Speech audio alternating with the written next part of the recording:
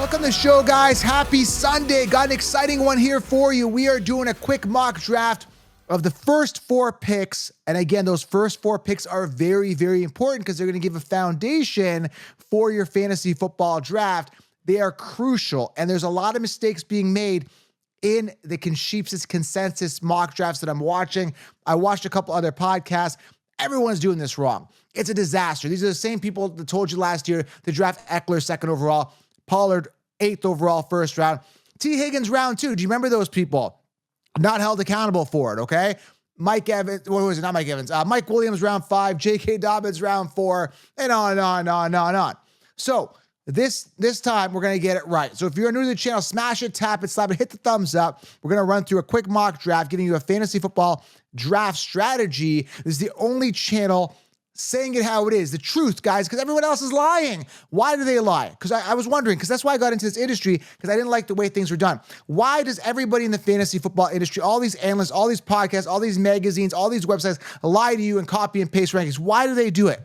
It's very simple, guys, because they're very, very weak human beings. They put their tail between their legs and they don't want to be held accountable. This is about your fantasy football leagues. This is your passion. I share your passion. This was my passion, and it is my passion. That's why I got into this, because I didn't like the way advice was being given. So now we're going to change the game. I'm here to tell you the truth, guys. Sometimes the truth hurts. People don't like it. They don't like it when you tell them, don't draft Eckler 2nd overall or Pollard round 1 because he sucks and he's not a true RB1. This was last year. Or draft Laporta as your tight end 1 when he was ranked 21st amongst tight ends. People don't like that. Or make sure Tank Dell's on your team because there's some upside. Nico Collins, who were completely off the radar last year, ranked. I think you can get Tank Dell pretty much undrafted last year. Nico Collins was coming off like round 12 to 14, give or take. Right? People don't like to hear things like that. Right? This year, there's a ton of other sleepers, okay? I'm here to tell you the truth. So we're going to simulate the first 4 rounds. I'm going to walk you through it. Drafting from the 6th position. This is just a simulation. It's not a live draft, but everything's kind of based on ADP. And now if you are new to the channel, again, smash a tab, hit the thumbs up. Let me know what you guys think of these picks. And of course, guys, hit the thumbs up, helps my channel, and get 16-round draft solution. All the sleepers, all the breakouts, full mock drafts. You get the full package, printable cheat sheet, everything you guys need on a silver platter. As soon as you get 16 rounds, guys, you're going to get a login. You're going to get an email. You get to log in. You have access to all my secrets. Okay, I'm not holding it back, and I priced it so everybody gets it. So grab the 16-round draft solution, guys. It'll put you guys light years ahead of the sheep. Go grab it right now. 16-round draft solution. Go grab it right now. You guys are going to be very, very happy with the solution, all right? So let's get into it, guys. I'm going to pull up the mock draft here. Again, guys, this is a simulation. We're having fun. 6th pick. I just did a draft yesterday, $350 buy-in league, and I ended up going 8th. Byjan wasn't there, but he is going to be there typically at the number 6. If he's there, I grab him. If I miss out on him, I have no problem going Saquon Barkley here. Guys, let me know in the comments what you think, because, guys, you want to secure the most scarce position. I want to emphasize this is very, very important. Round 1, you want to secure the most scarce position, that is running back. There's a couple running backs I really like. Round 1, Breece Hall being one, Byjan Robinson, and of course, Saquon Barkley. All good options. Now, I can go in here and explain every single one of these guys to you, the details around him, the depth chart. For example, right? You look at a guy like Jahmyr Gibbs. I love the talent, but I'm going to be a little annoyed with Montgomery there. I talked about this in my other videos. If you combo near the end here, guys, the end of this round, and you go like a Saquon and Gibbs, not a bad stack there, because then you're covering yourself. At least you got the workhorse in Saquon. Now you're saying, well, Jalen Hurts is there, right? He's going to steal the goal line work. That's very, very possible as well. But I do believe guys like Hurts and Lamar get a decline in the goal line rushing touchdowns this year because they brought in workhorses like Derrick Henry and Saquon to alleviate that pressure. That's what they're there for, right? To be the workhorse guys, and there's no other committee there with him, right?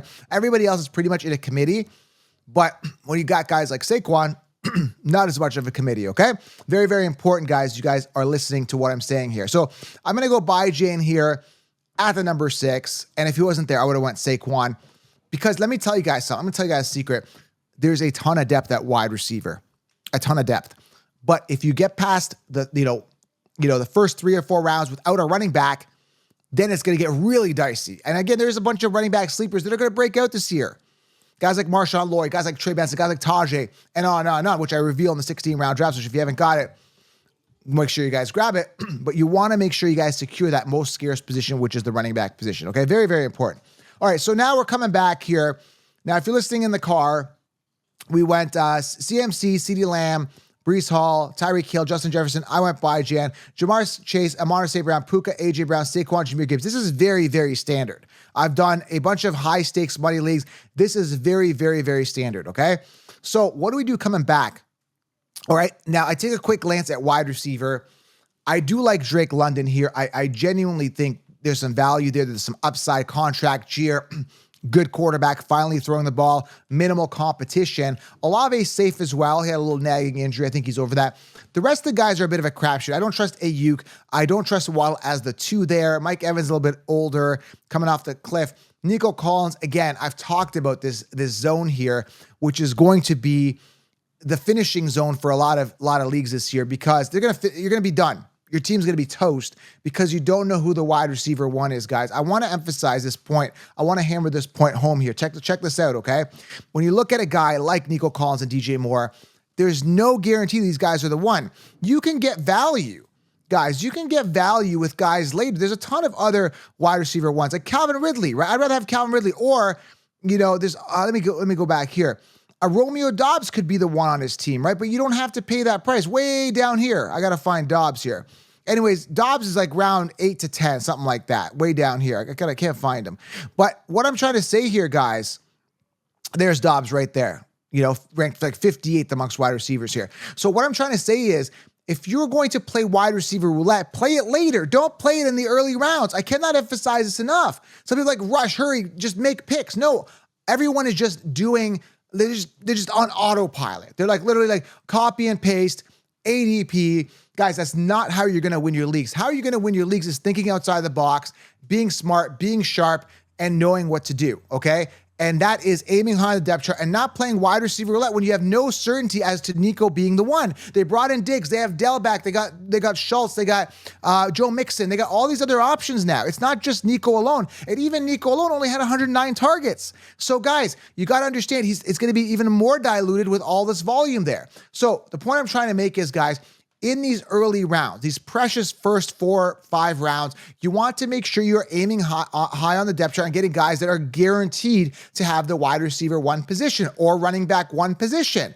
Okay? So I take a look at that. I take a quick glance at quarterback. I don't mind Josh Allen. A little early. He might fall to 3. So I'm going to pass there potentially because I really like Josh Allen this year. I think he has a great year. He's safe. He's solid.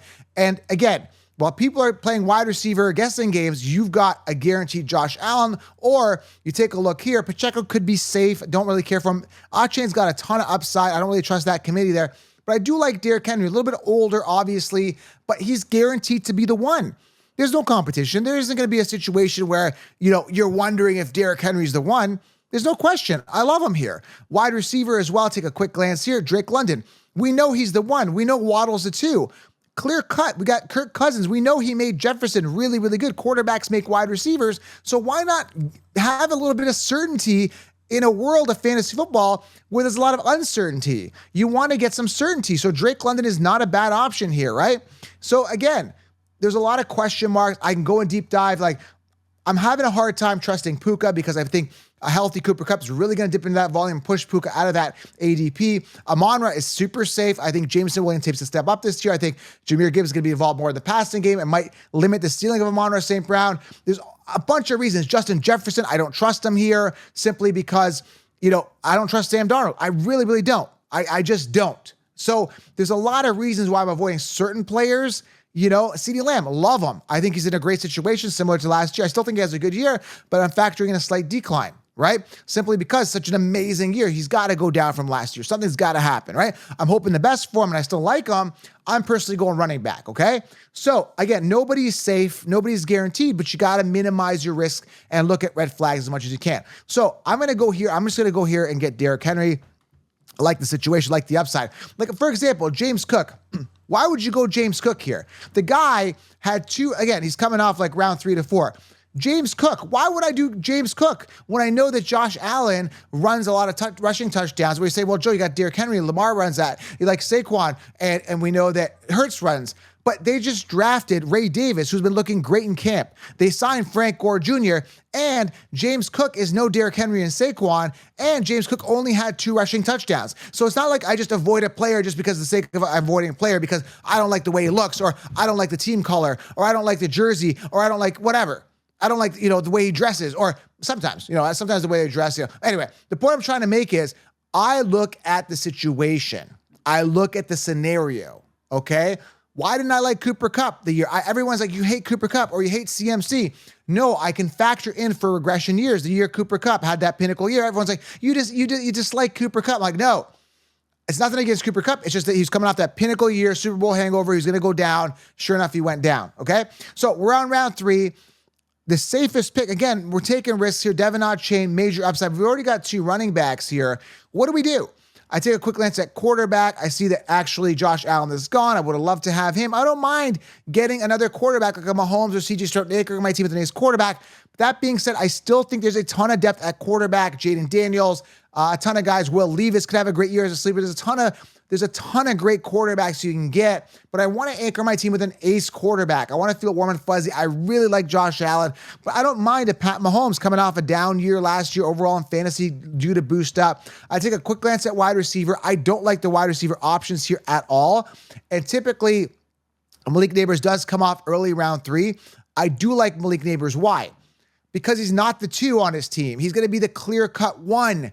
Right? Everyone's spending a 2nd-round pick on Marvin Harrison Jr., as you can see here, right? But everyone's kind of fading Malik Nabers. He's kind of in the entire, exact same situation, right? They're both great receivers out of college, both great talented, both great route runners. You can make an argument that Harrison's better, whatever you want to do. But Malik Nabers in the same situation with a similar suspect quarterback in Daniel Jones, as suspect as Kyler. Now, some people say, well, Kyler is better than Daniel Jones. Is he, though? Is he really? He's done nothing the past 2 years. So you got to take a look at this entire situation before we make this pick. But I think Malik Nabers might be viable. Other options here, again, I see Laporta's gone.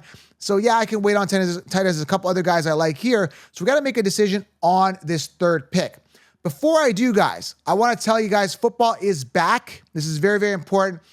Football is back. And again, the site I've teamed up with is mybookie.ag. Go use code FFC right now. Create an account, put down your first deposit, and you can get up to $1,000 in welcome bonuses. Guys, this is massive. So go create an account, mybookie.ag. Use code FFC. I'll leave a link right here, a barcode. You can scan that. Go create an account. Guys, I love it, man, because I get to look at spreads. I look at the bets. I look at, really optimizing my gaming experience, guys. It's super, super fun. Mybookie.ag. And again, I'm doing my locks of the week. I'm going to be doing a DFS show here every Saturday. So guys, head on over right now. Mybookie.ag. Use code FFC. Create an account, put a deposit down, guys, because football is back, and it's really going to be a game-enhancing experience. Go get in on the action. This is the site I use, the site I've been using for years. You guys follow my channel, the only site. So go create an account, guys. You got nothing to lose, right? You got everything to win, right? So again, obviously, age restrictions, check all that stuff out, and obviously play within your limits and all that stuff, right? So, but go have fun, mybookie.ag, create an account, and get in on the action. Football is back. Go do it right now. Create an account. Remember that code FFC for all the perks. All right, let's just jump back into here. That was a sponsor there for today's show. All right, let's go back into this here. So I'm going to go ahead and just, again, take a quick glance at quarterback. I don't mind going Mahomes here, but I'm going to go wide receiver here. I'm going to go Malik Nabers here at 3. Now, what have I done here? What I've done in the first 3 rounds before we get to this last pick is I've secured 2 ace running backs, guys, and an ace wide receiver. And mind you, there is a ton of other wide receivers that are going to beat Malik potentially that I can get later. But I will tell you one thing that I've noticed in drafts. Wide receivers are going off, and they're going off fast. I was doing a draft yesterday. Some guy went like 5 wide receivers in the first 7 rounds. It was crazy. People are going crazy for these wide receivers. The problem is they're not going to have any running backs. They're going to be very slim and trim at running back, and it's going to hurt them. They think they can get value at running back, which there is, guys like Nick Chubb, Zach Moss, but those guys are all questionable as well. I'm not sold Nick Chubb's coming back and having a great season and coming back to his old form. And even in his old form, he was like not outstanding, especially in PPR formats. So anyway, guys, you want to make sure you guys aim high in the depth chart. So we're in this position here in the 4th round. I don't like DJ Moore. I don't like Cooper Kupp because, again, DJ Moore, 3-headed monster situation. Cooper Kupp could be the one again. I heard he's doing really well in training camp, back to his old form. But again, a little older. Puka's there. Question marks here. And this is really rare that he falls to the 4th. He typically comes off in the 3rd in realistic drafts. Again, this is a simulation here. DJ Moore, very expensive to me. Devontae Smith, he's a 2. Deebo Samuel's got question marks. Amari Cooper, yeah, but, I wait there. Take a quick glance at running back here. And, I, again, don't mind going quarterback here, CJ Stroud. Richardson a little bit risky. If you do draft Richardson, say, hey, I love the upside, which, again, I love the upside. I think huge talent, huge upside. Him and Jaden Daniels could be really special from a running format. If you do draft those guys, make sure you back them up with like a Jared Goff or someone safe later on, guys. Again, you don't want to have a risk that this guy gets hurt again. We don't know if Richardson is injury prone. We don't know if he throws a lot of picks. We don't know, but he's so expensive in drafts. So if I'm going to anchor my team with an ace quarterback, it's not going to be Richardson. I understand, guys, there's a ceiling there, but I personally not going to do it. I feel safer with a Stroud here with my 4th pick. Take a quick glance at tight end. I'm not really a Trey McBride guy. There's another bunch of guys here I like a little more sleeper, more value. So I'm passing on McBride. Wide receiver, again, we got a wide receiver here, and there's a ton of other sleeper wide receivers I love here. I'm a big Keon Coleman guy and other guys. I go a quick running back glance.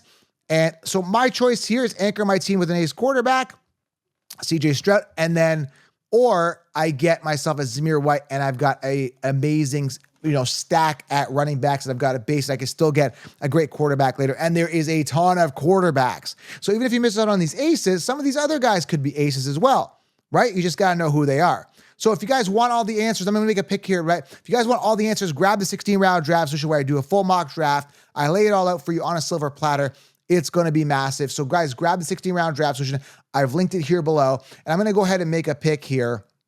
So I'm going to go ahead and draft Zamir White. I love him this year. So that's the first 4 picks. And what have I done is I've aimed high on the depth chart. Everybody here is primed for volume. Now, again, there's talk in camp that, Byjan's going to be, splitting with Algier. I think Algier gets his work, but he's not getting the amount of work he had last year. There's no way. They're going to run their best player. I still believe in Byjan, but pretty much everybody you look at is going to be in a committee. So 6th pick, Byjan, Derrick Henry, Malik Neighbors, Zamir White. Then I'm going to look for anchor my team with an ace quarterback. Just a quick glance, and CJ Stroud is there. So he ended up falling. I could end up probably grabbing him and moving along the draft. Now, again, the meat and potatoes, how you actually win your leagues, guys, it's done in the later rounds, okay? If you want all the sleepers, all the breakout, go secure 16 rounds right now. I've linked it below, and I'm telling you guys, it'll put you light years ahead of the sheep, all right? Hope you guys enjoyed the show. Happy Sunday. Getting content out to you every single day. I'm going to be doing lives 8:30 p.m. Eastern every night here until like mid-September. And I've got a 7 a.m. show, so make sure you guys are turned on the bell. Got Rashid Shaheed on the show tomorrow. Smash it, tap it, slap it. Go grab 16 rounds. What are you waiting for? Go grab it. All right, guys. Hope you guys enjoyed the show. 6th pick fantasy football mock draft 2024. I am out. Go enjoy your Sunday. Talk soon.